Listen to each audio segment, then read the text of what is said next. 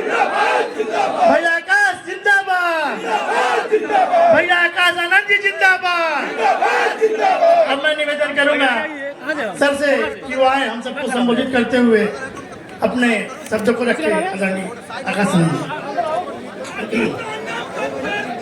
जय भीम।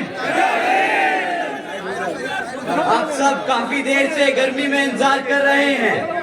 आप सभी को मैं तहे दिल से धन्यवाद करना चाहता हूं।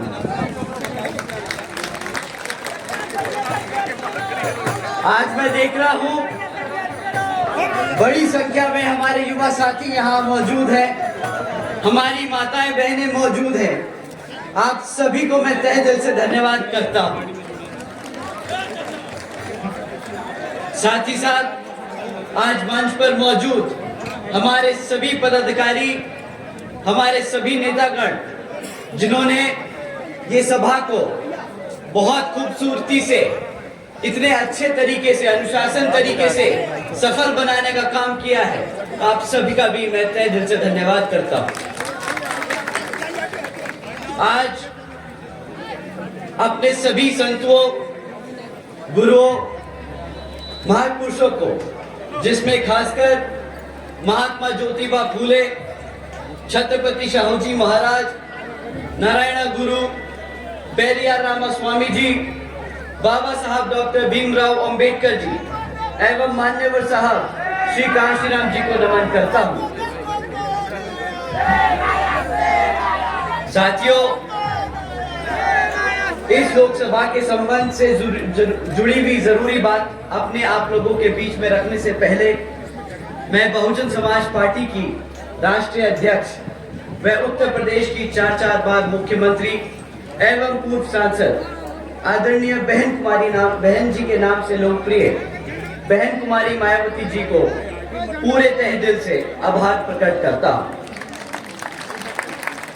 साथियों, जिन्होंने अपनी पूरी जिंदगी बामसेफ, DS4 व BHP के जन्मदाता एवं संस्थापक मान्यवर साहब श्री कांशीराम जी के बताए हुए रास्ते पर चलकर परम पूज्य बाबा साहब डॉक्टर भीमराव अंबेडकर जी के मानवतावादी व आत्मसम्मान एवं स्वाभिमान के मूवमेंट के कारवा को अपने आजीवन त्याग, तपस्या व कड़े संघर्ष के जरिए नई राजनीतिक ऊर्जा, शक्ति व पहचान दी है तथा उत्तर प्रदेश जैसे विशाल व महत्वपूर्ण राज्य में 4 बार अपनी पार्टी BSP के नेतृत्व में सरकार बनाकर खासकर बहुजन समाज के लिए ऐसी मिसाल बन गई है जिससे प्रेरणा लेकर करोड़ों लोग यहाँ सामाजिक परिवर्तन व आर्थिक तरक्की के मिशनरी कार्य से जुड़े हुए हैं।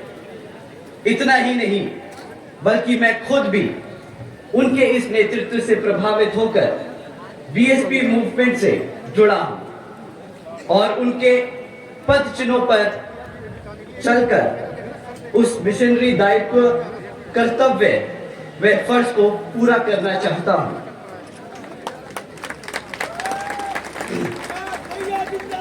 जिसके लिए बहुजन समाज के मसीहा परम पूज्य बाबा साहब डॉक्टर भीमराव अंबेडकर जी आजीवन कड़ा संघर्ष करते रहे। साथियों, साथियों,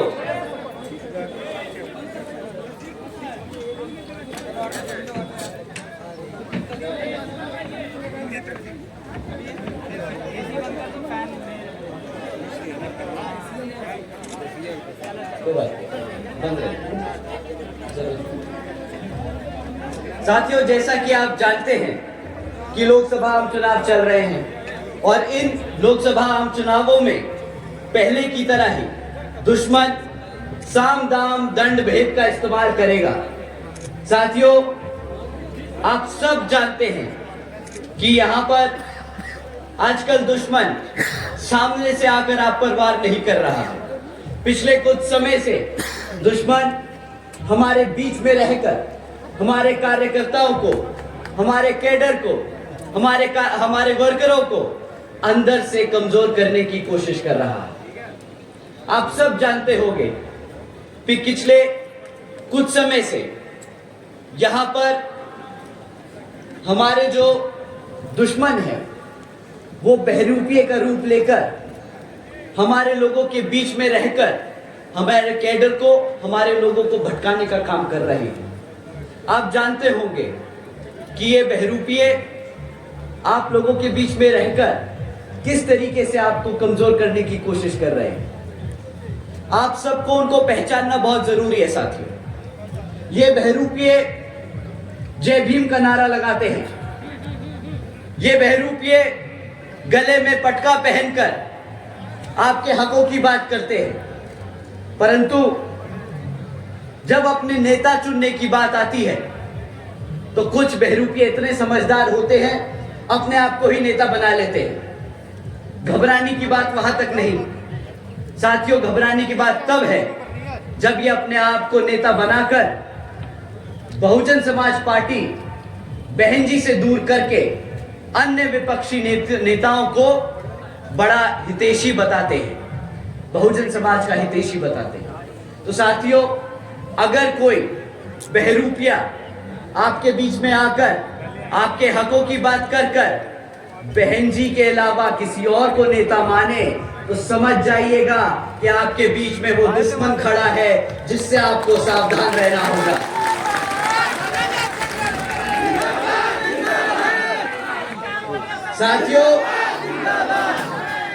साथियों, ये मैं बहुत जिम्मेदारी से कह रहा हूं, और अगर आप लोगों को ये बात सही लगे तो मेरी ये लाइनें खत्म होने के बाद जय भीम के नारे लगाइएगा। साथियों, जो बहन जी के खिलाफ है, वो मान्यवर साहब के खिलाफ है, वो बाबा साहब के खिलाफ है, वो बहुजन समाज के खिलाफ है, वो आपके संविधान के खिलाफ है।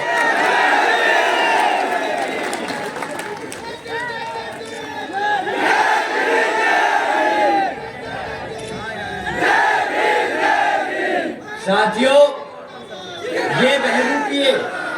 ये बहरूपिये कुछ समय से आप लोगों के बीच में बैठकर अफवाह फैला रहे हैं। इन्होंने पिछले कुछ सालों से एक नई अफवाह छोड़ी थी आपके बीच में कि हाथी कमजोर हो रहा है, आपका हाथी किताबों के बोझ में दब रहा है।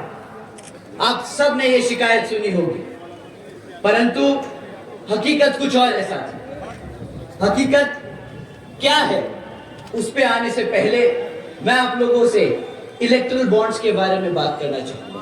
क्या यहाँ पे लोगों ने इलेक्टोरल बॉन्ड्स के बारे में सुना है? हाथ उठा के बताइए जिन्होंने इलेक्टोरल बॉन्ड्स के बारे में सुना।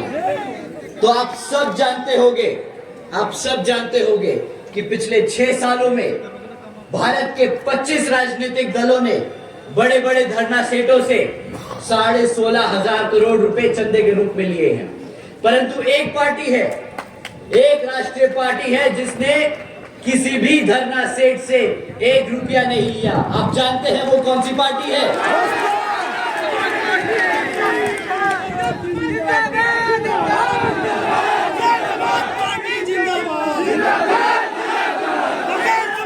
साथियों, अगर आप ये जानते हैं, अगर आप ये बखूबी जानते हैं कि बहुजन समाज पार्टी वो पार्टी है जो किसी धरना सेठ से 1 रुपया नहीं लेती, तो ये पार्टी चलती किसके धन पे है? ये अपने कार्यकर्ता के तन मन और धन से चलती है। आज तक चलती आई है और आगे भी चलती जाएगी।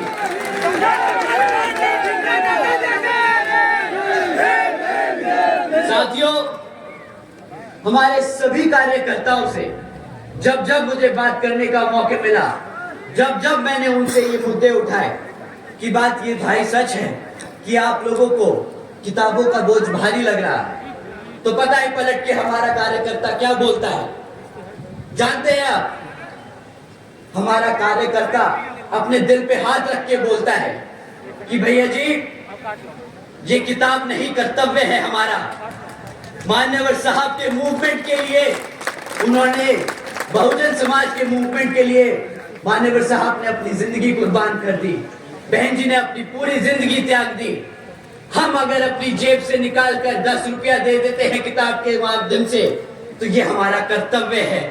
तो साथियों, इन बहरूपियों को तमाचा मार के बता दीजिए कि ये किताब नहीं, ये कर्तव्य है, ये कर्तव्य है, ये हमारे समाज समाज को आगे बढ़ाने का जरिया है।